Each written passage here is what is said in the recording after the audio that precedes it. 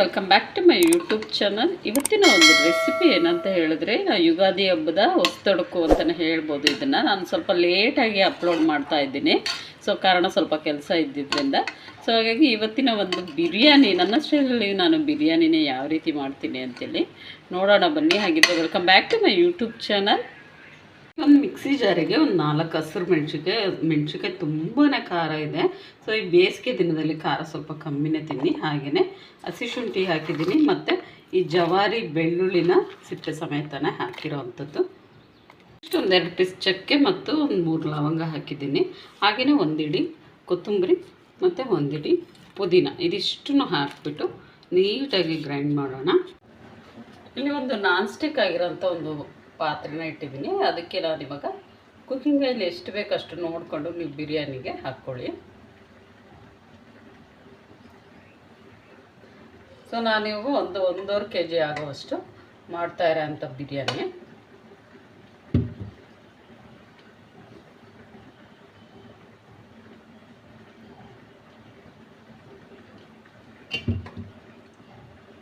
Oil ಕಾದಿದೆ ಅಲ್ವ, ಅದಕ್ಕೆ ಒಂದು 2 ಪೀಸ್ ಚಕ್ಕೆ, ಚಕ್ರಮಗ್ಗು ಹಾಗೆ ಲವಂಗನ ಹಾಕಿದ್ದೀನಿ. ನೆಕ್ಸ್ಟ್ ಈ ಪಲಾವ್ಗೆ ಬಿರಿಯಾನಿಗೆಲ್ಲ ಈ ಎಲೆ ಹಾಕಿದ್ರದ್ದು ಭಾಳ ಫ್ಲೇವರ್ ಚೆನ್ನಾಗಿರುತ್ತೆ, ಹಾಗೆ ಟೇಸ್ಟ್ ಕೂಡ ಚೆನ್ನಾಗಿರುತ್ತೆ. ಸೊ ಇದನ್ನು ಹಾಕಿಬಿಟ್ಟು ಇವಾಗ ಅದ್ರ ಜೊತೆಗೇ ಈರುಳ್ಳಿನ ಸ್ಲೈಸ್ ರೀತಿಯಾಗಿ ಈ ರೀತಿ ಕಟ್ ಮಾಡಿ ಇಟ್ಕೊಂಡಿರಬೇಕು. ಸೊ ಅದನ್ನು ಕೂಡ ಹಾಕ್ಕೊಳ್ಳಿ.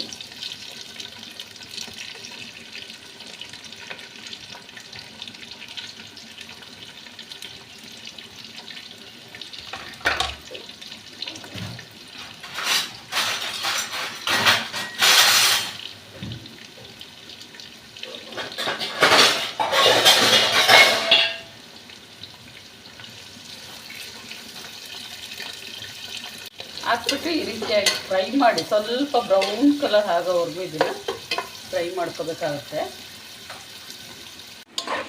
ಇಲ್ಲಿ ನೋಡಿ, ಈ ಥರ ಬ್ರೌನ್ ಕಲರ್ ಆಗಬೇಕು ಈರುಳ್ಳಿ.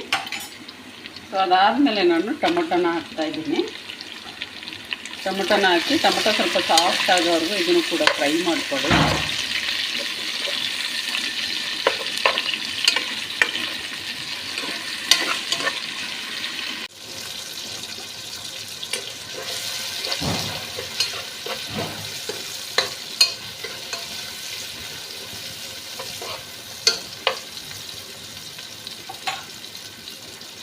ಇದಾದಮೇಲೆ ಒಂದು ಅರ್ಧ kg ಆಗೋಷ್ಟು ಚಿಕನ್ನ ವಾಶ್ ಮಾಡಿ ಇಟ್ಟಿದ್ದೀನಿ, ಅದನ್ನು ಕೂಡ ಹಾಕಿ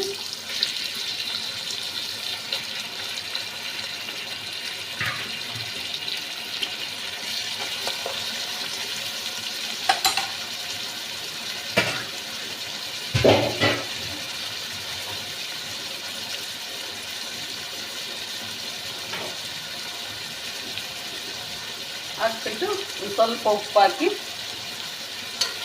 ಮಿಕ್ಸ್ ಮಾಡಿ.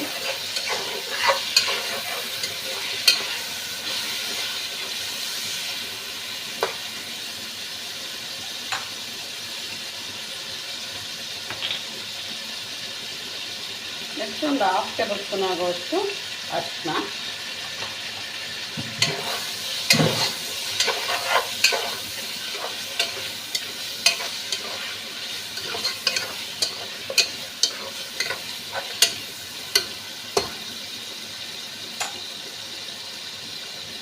ಮಿಕ್ಸ್ ಮಾಡಿಬಿಟ್ಟು ಒಂದು 2 ಮಿನಿಟ್ಸಿಂದ ಕ್ಲೋಸ್ ಮಾಡಿ ಇಟ್ಬಿಡೋಣ.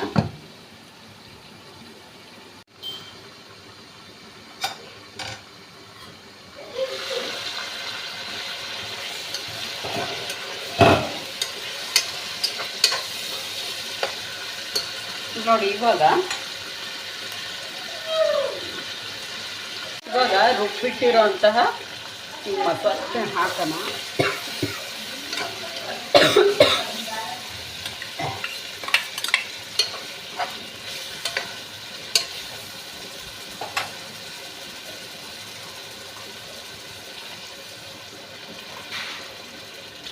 ಏನು ಅಂದರೆ 4 ಮೆಣಸಿನ್ಕಾಯಿ ಹಾಕಿರೋದು, ಸಿಕ್ಕಾಪಟ್ಟೆ ಖಾರ ಇದೆ ಅದು.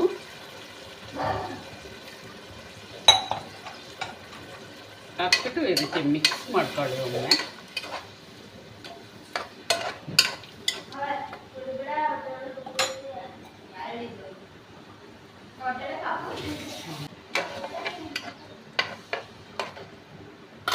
ಮಾಡ್ಕೊಂಡು ಒಮ್ಮೆ ಕ್ಲೋಸ್ ಮಾಡಿ ಇಟ್ಬಿಡಿ ಒಂದು 2 ಮಿನಿಟ್ಸು. ನೋಡಿ ಇಲ್ಲಿ ಅಕ್ಕಿನ ನಾನು ಒಂದು 3/4 kg ಆಗೋಷ್ಟು ಜೀರಾ ರೈಸ್ನ ಒಂದು ಅರ್ಧ ಗಂಟೆ ಕಾಲ ಇದನ್ನು ನೀರಲ್ಲಿ ನೆನೆಸಿ ಇಟ್ಟಿರಬೇಕು. ಸೊ ಆವಾಗಲೇ ಟೇಸ್ಟು ಭಾಳ ರುಚಿಯಾಗಿ ಉದುರುದ್ರಾಗಿ ಬರೋ ಅಂಥದ್ದು.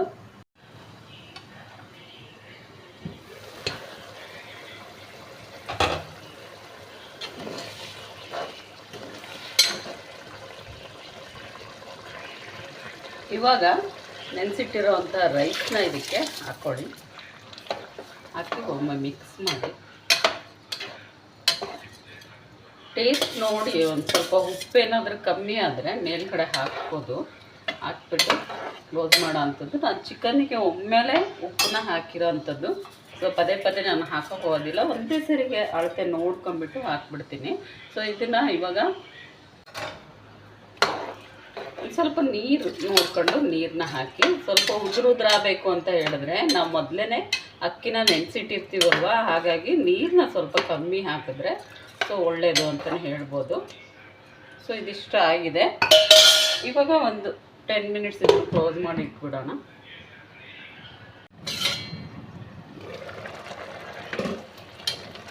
ಇವಾಗ ಇದನ್ನು ಮತ್ತೊಂದು ಸರಿ ಈ ರೀತಿ ಮಿಕ್ಸ್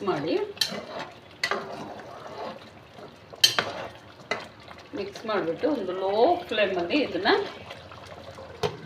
ಮತ್ತೊಮ್ಮೆ ಒಂದು 10 ನಿಮಿಷ ಇಟ್ಬಿಡೋಣ. ಲೋ ಫ್ಲೇಮಲ್ಲಿ ಇರಲಿ. ಎಷ್ಟು ಉದುರಾಗಿ ಆಗಿದೆ ಅಂತೇಳಿ. ಸೊ ನಾನು ಇದೇ ಥರ ನನ್ನ ಸ್ಟೈಲಲ್ಲಿ ನಾನು ಬಿರಿಯಾನಿ ಮಾಡೋ ಅಂಥದ್ದು. ಸಖತ್ ಟೇಸ್ಟಾಗಿರುತ್ತೆ, ಬಹಳನೇ ರುಚಿಯಾಗಿ ಕೂಡ ಇರುತ್ತೆ ಅಂತಲೇ ಹೇಳ್ಬೋದು. ಸೊ ಈ ವಿಡಿಯೋ ನಿಮಗೆಲ್ಲರಿಗೂ ಇಷ್ಟ ಆಗಿದ್ರೆ ಇವಾಗಲೇ ಹೋಗಿ ಸಬ್ಸ್ಕ್ರೈಬ್ ಮಾಡ್ಕೊಳ್ಳಿ, ಲೈಕ್ ಮಾಡಿ, ಶೇರ್ ಮಾಡಿ. ಈಗ ನನ್ನ ಚಾನಲ್ಗೆ ಸಪೋರ್ಟ್ ಮಾಡಿ ಅಂತ ಹೇಳ್ತಾ ಮುಂದಿನ ಒಂದು ವ್ಲಾಗಲ್ಲಿ ಮತ್ತೆ ಸಿಗ್ತೀನಿ ಫ್ರೆಂಡ್ಸ್. ಟೇಕ್ ಕೇರ್ ಎಲ್ರಿಗೂ. ಬಾಯ್.